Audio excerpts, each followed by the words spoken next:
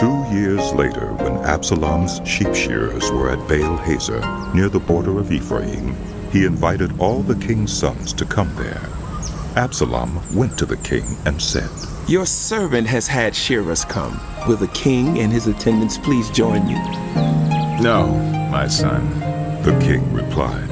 "All of us should not go. We would only be a burden to you." Although Absalom urged him, he still refused to go, but gave him his blessing. Then Absalom said, "If not, please let my brother Amnōn come with us." The king asked him, "Why should he go with you?" but Absalom urged him.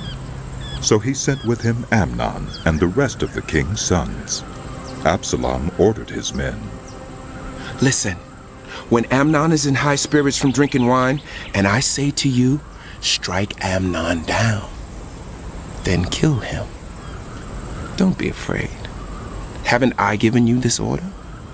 Be strong and brave." So Absalom's men did to Amnōn what Absalom had ordered. Then all the king's sons got up, mounted their mules, and fled. While they were on their way, the report came to David. "Absalom has struck down all the king's sons. Not one of them is left." The king stood up, tore his clothes, and lay down on the ground, and all his attendants stood by with their clothes torn.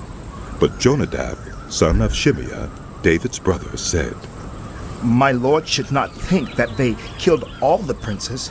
Only Amnōn is dead.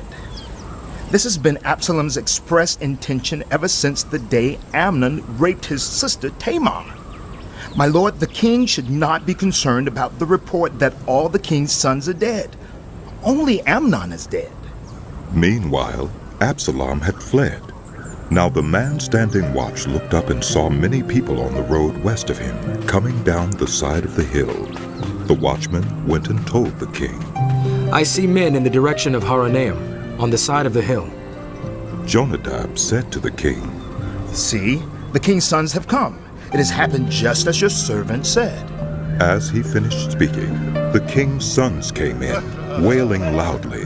The king, too, and all his attendants wept very bitterly. Absalom fled and went to Talmai, son of Ammiad, the king of Geshur. But King David mourned many days for his son. After Absalom fled and went to Geshur, he stayed there 3 years.